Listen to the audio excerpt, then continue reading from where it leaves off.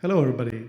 So, you see, we got attacks in our title, but we're not going to talk about the attacks, but what people think about the attacks. So, specifically, people being cryptographic library developers. And we, that is Jancar and Marcel Fourné, that's me.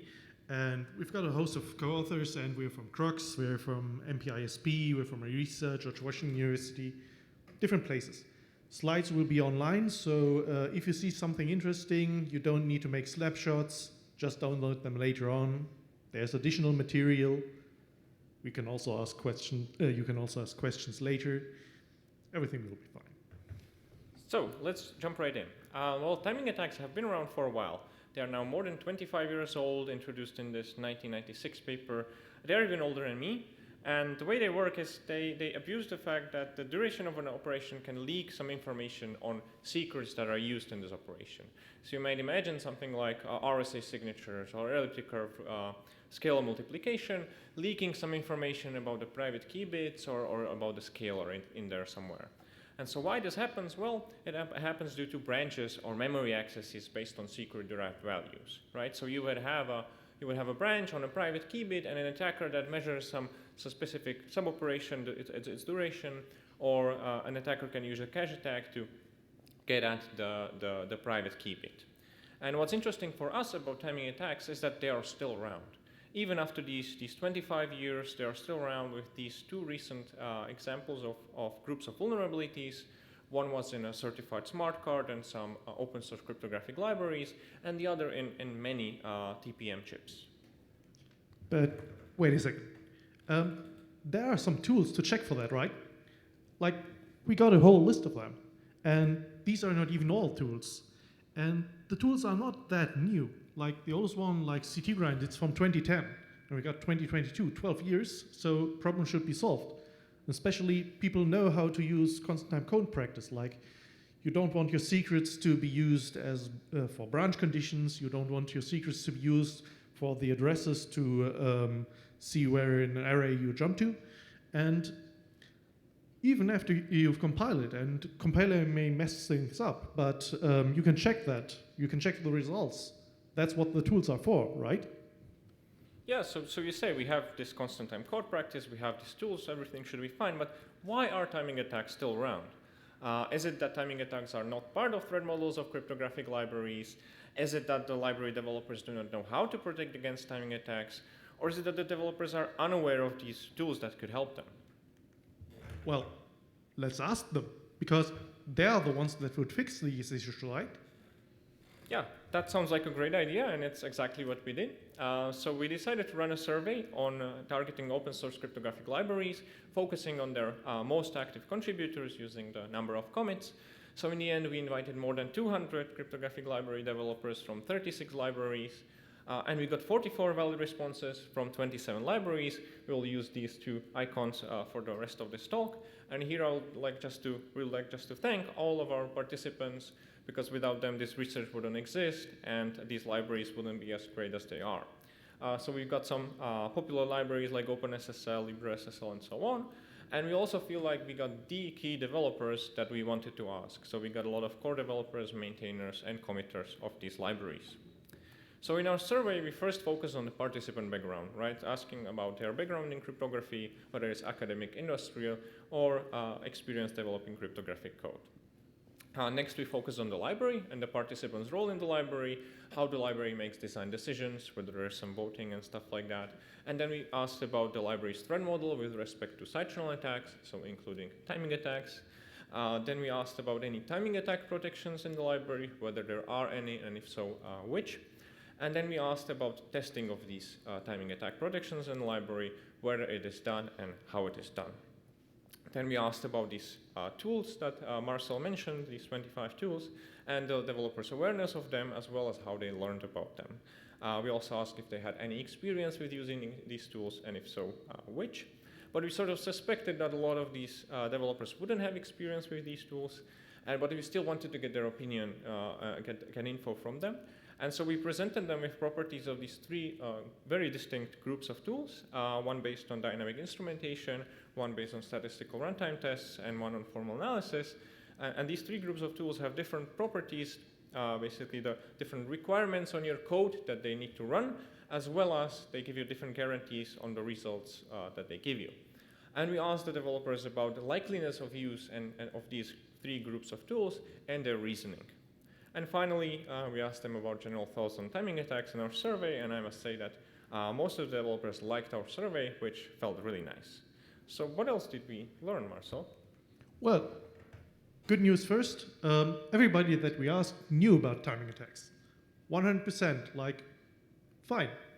They know about the problem. But we found out their opinions on it varied, and like a little bit. Some people said, well, we know about them and protections are just necessary. No qualifiers about it. Then there were people saying, yeah, we know about them, but there aren't enough real-world attacks, so we'll check for that when we get to it. And then we specifically asked them, well, does your library include timing attacks in your threat model? And for 23 libraries, yes, they do. Only 2 libraries did not. Those are academic libraries or side projects, small stuff. And even more so, they differentiate between local and remote attacks. Remote attacks being over networks, internet, cloud, what name you. And local attacks being like on the same machine, you can do more stuff, get better measurements. It's harder to protect against those. And 20 libraries included remote attacks in their attack model, and 16 libraries also included local attacks. So 16 libraries want to protect against something even worse. Yeah, that's good.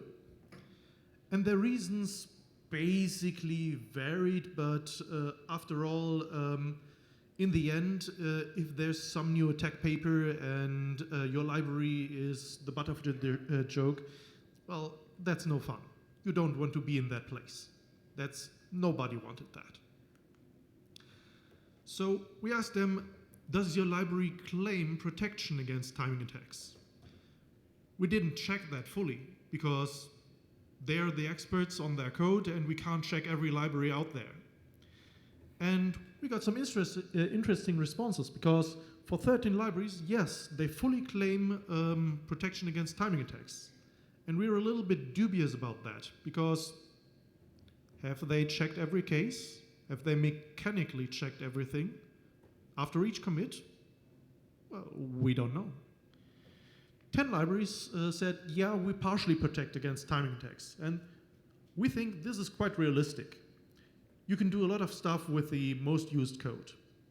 And for 3 libraries, there was no claimed resistance against timing attacks. And you might think, well, 3 is different than the 2 we mentioned before. That's basically because one library, people haven't gotten to it to protecting, and so they're not overclaiming. So that's fine. And in the end, we got the quote that every other way, meaning every way without protecting it at timing attacks, is just the wrong approach. And you can have different kinds of protecting against timing attacks. First and most well known is constant time code practice, which we mentioned before. 21 libraries use that. And you can also select different algorithms. Like 9 libraries said, yeah, we do that. Like for ECC, not just take double and add, or take double and always add, or Montgomery multiplication, something interesting. And you can use blinding, like not have your secrets unprotected in memory. That's against local attacks. You can use slicing and mask your secrets by splitting them up and doing the computation in different parts. You can use specialized assembly. You can use hardware features like AES-NI. Technically, you could also use the, random delays, but we beg to differ because this may mask the signal you get out of measuring secrets and the timing variance, but it only masks it. It does not make it go away. So you can do more measurements, and then you can still even out the random delays. They go away, and you still have your secret signal. So the correct approach is that conditional branches and lookups should be avoided on secrets everywhere. So then we asked, have you heard about the tools? And yeah, bad thing is most of the tools were unknown. But most people heard about some of the tools. There are some well-known tools, CT-grind, which we mentioned, and by this we mean the whole class of things which are based on Valgrind. 27 people know about this approach, and some even tried to explain it to us. We didn't ask for this, but they just did because it's so simple. 17 people also heard about CT-verif, which is from 2016, also a little bit old. And MEMSAN, which is included in LVM, 8 people heard about that. And 33 people out of 44 heard about at least one of the tools. So we've got a quite long tail after those well-known tools where one person has heard about one tool, other tools, nobody heard about them. But they haven't tried to use them. Like, only 19 people try to use at least one tool. And we asked, why not? Well, 26 times we heard, well, lack of time. You know, they've got more important stuff to do, fix bugs, you know. 8 times we heard, well, the tool is not able to ignore known false positives. So it's just wasting our time. 5 times we heard, well, tool is not maintained. We don't know if it runs. 4 times we even heard, well, the tool is no longer available. Like there was the paper and we can't find it anymore. So we asked them, okay, in general, for the 3 classes like dynamic instrumentation-based tools, statistical runtime test tools, formal analysis-based tools, how likely would you be to use one of those tools? And for dynamic instrumentation-based tools, most people were likely to use one of the tools in that class. Less likely on statistical runtime tests, and least likely on formal analysis-based tools. Basically, 22 people told us it's just too much effort. And there's a trade-off. Like formal analysis-based tools give you high guarantees, but they're hard to use. And dynamic and statistical-based tools are giving you less guarantees, but they're much easier to use. And 10 people said, yeah, we're fine with that. This is an acceptable trade-off. One person even said, well, we tried to use formal analysis tools. Well, for correctness, interactive theorem provers, something like that. But they're not really usable by mere mortals. And this is coming from the direction of cryptographic library developers, so not your ordinary developer. So with that, we feel like we've identified this leaky pipelines of developers trying to use these tools for verifying resistance of timing attacks, with 44 developers entering and only 17 developers meaningfully using these tools to verify resistance of timing attacks against their code. So what can we do to fix this leaky pipeline, to plug the leaks? Well, we've put together some recommendations, and we grouped it for 4 groups of people. First, for the tool developers, meaning the developers of constant time analysis tools. First, and most easy, make your tool usable. Make it available. Make it easy to install, make good documentation, easy to follow, it needs to be current, and make examples. People can adopt your examples and customize the example for their own use case. That's easy, an easy start. Also, promote the tools at appropriate venues. Right said, meet the developers where they are, which in this case might be Chess, RWC, or S&P. And for the crypto developers themselves, without sounding too preachy, use the tools, please. Not just once, but automate it. Ideally include the tools in your CI, so when you do a commit, things are checked. And if there's new timing leaks found, then you know what to fix.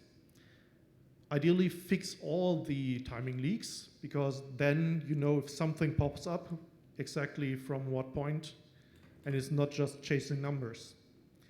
And you can make it easier for other people by marking secrets in your code. So, for example, the users of your library know where the secret inputs in the API would be. And compiler writers can support this. You can have secret type support, meaning if somebody marks the code that these are the secrets in the API, then with secret types, you could say, okay, let's not do optimizations on those secret types so we don't introduce timing leaks or only use safe optimizations. And this might be maybe a lot of effort, we know, but you can make it easier and faster by giving developers more control so they can disable optimizations for specific parts of themselves. And finally, standardization bodies like NIST, for example, currently, encourage submitters to use, well, tools. Well, no, currently they just encourage submitters to provide constant time implementations, but they could encourage submitters to use constant time checking tools. And they could even require submitters to supply constant time code. This would change a lot. So then a reference implementation that has been blessed by NIST would be constant time, and everybody could just start and use it and optimize it and know it should be fine, right? So to summarize, we asked cryptographic library developers what they think about timing attacks, and we found out that they no one care about timing attacks, but they do not know most tools for verifying constant timeness, and they do not use these tools, mostly due to lack of time. We identified this leaky pipeline of developers trying to use these tools, and we've also identified this preconceived notion of how formal analysis tools are just way too much effort and are not usable by mere mortals yet. So with that, thanks for your attention, and we would like to hear your questions.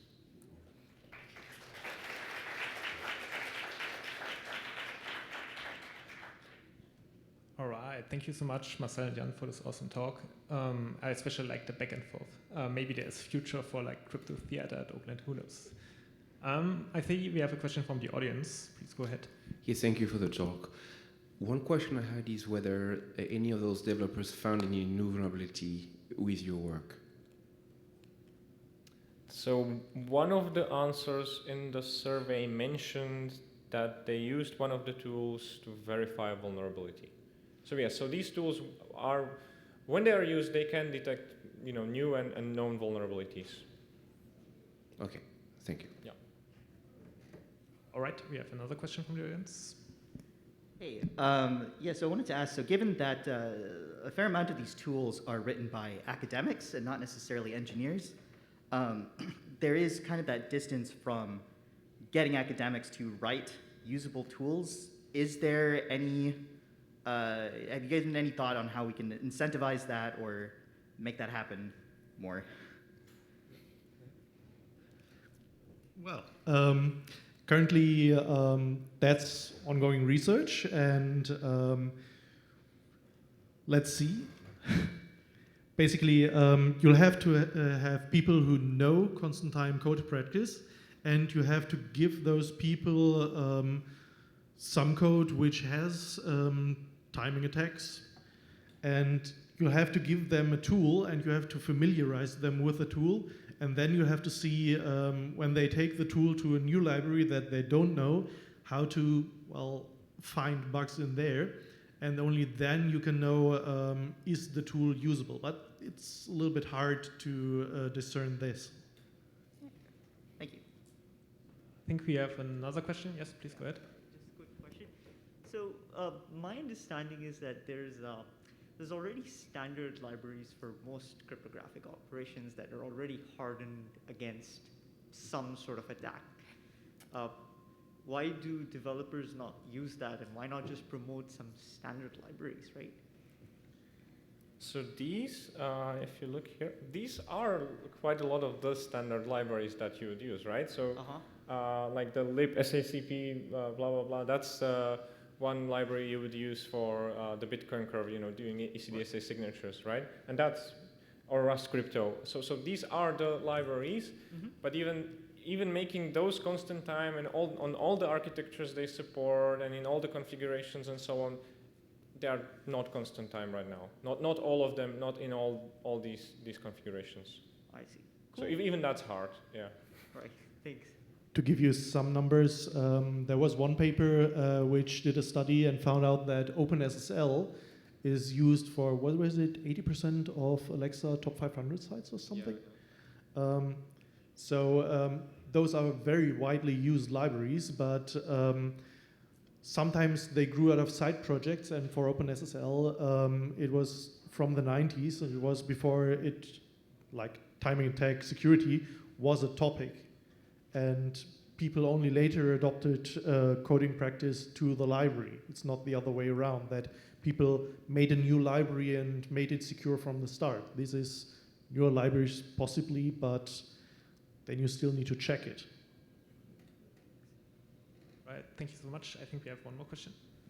What do you consider your most surprising finding? So it's quite interesting that some developers of the same library disagree on like something like one says, okay, we claim full resistance, and the other is like, oh no, not fully resistant, just partially. So yeah, this what we found out, we report that in the paper. Maybe the title one, right? That's a quote that they are not that hard to mitigate. That was one response that said that timing attacks are not that hard to mitigate if you use some compilers. And in some context I would agree, but they are pretty hard sometimes. Yeah. Thanks. I think the most interesting thing we found out for me personally was that everybody knew about timing attacks. Yeah. So the rest is just in the details, but the details are hard. All right. Thank you so much, Marcel and Jan, for this awesome talk and your submission.